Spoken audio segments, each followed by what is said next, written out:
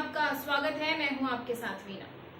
छत्तीसगढ़ में नक्सल एजेंट्स को गिरफ्तार किया गया है। जी हां, नक्सल एजेंट्स वे हैं जो नक्सलियों के लिए लेवी वसूलना, उन्हें जरूरत का सामान पहुंचाने का काम करते हैं।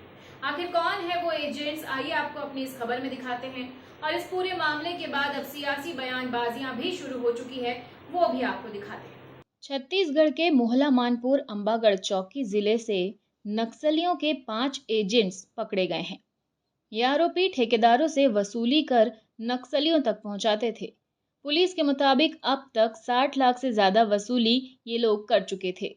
इन्हीं पैसों से आदिवासी नेता सुरजू राम टेकाम के लिए फ्लाइट की टिकट भी बुक कराई गई थी। नक्सल सहयोगी सरजू टेकाम के खिलाफ यूएपी एक्ट, विस्फोटक अधिनियम और जन सुरक्षा अधिनियम में हम लोगों ने कार्रवाई किया था।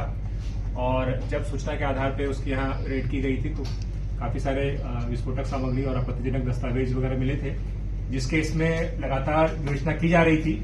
और विवेचना के क्रम में हमें बहुत ही नए तरह के बहुत सारे खुलासे हुए हैं। हम लोगों ने पता किया तो ये सरजू टेकाम, जो कि उनके शहरी नेटवर्क के लिए लगातार काम कर रहा था और जो कि अलग अलग जगहों में घूम करके जो नक्सली विचारधारा है इसका प्रचार प्रसार कर रहा था। वहीं इस मामले में राजनांदगांव लोकसभा से सांसद संतोष पांडे ने गंभीर आरोप लगाए हैं। उनका कहना है कि गिरफ्तार किए गए आरोपियों में से एक विवेक सिंह भूपेश बघेल के पिता नंद कुमार बघेल का सलाहकार रह चुका है। वहीं भूपेश बघेल ने इसे घटिया मानसिकता बताया।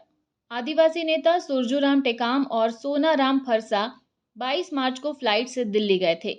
बताया जा रहा है कि वे नक्सल संगठन के प्रचार प्रसार और शहरी नेटवर्क को आगे बढ़ाने के लिए निकले थे। रायपुर से दिल्ली की फ्लाइट टिकट नक्सलियों के लेवी से मिले पैसों से की गई थी। पुलिस पूछताछ में पता चला है कि सुरजू टेकाम ने सोनाराम फरसा को दिल्ली जाने के लिए कुछ पैसे खाते में ट्रांसफर करने के लिए कहा था। साथ ही सोनाराम फरसा को भी चलने के लिए कहा था। सोनाराम फरसा ने ठेकेदारों से मिली रकम में से फ्लाइट टिकट बुक करने के लिए पैसे विवेक सिंह को भेजे थे। पुलिस ने बताया कि विवेक सिंह ने सुरजूराम टेकाम के कहने पर नक्सलियों के शहरी नेटवर्क को लगातार अलग अलग माध्यम से सहयोग किया।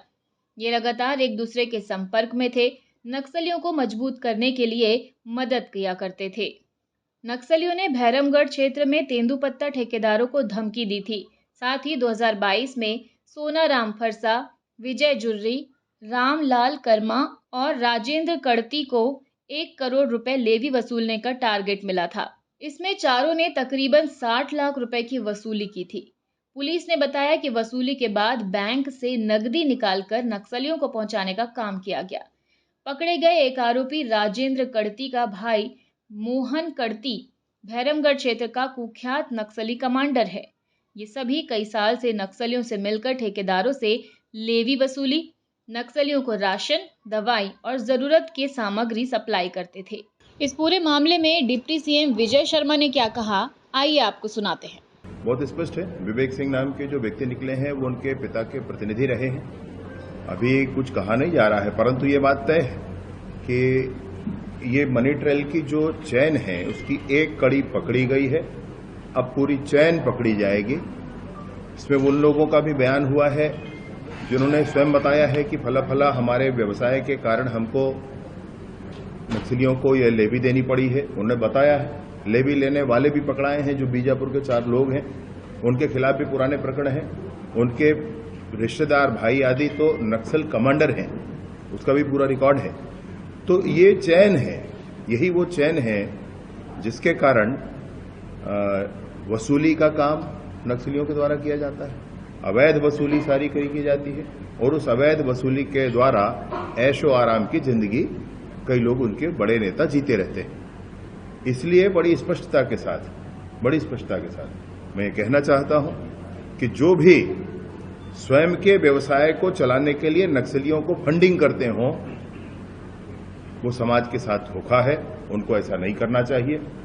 उनके पैसे से नक्सली बारूद और पिस्तौल खरीदकर लोगों की जान लेते हैं, तो ये दोष अंततोगत्वा आखिरी तक जाता है।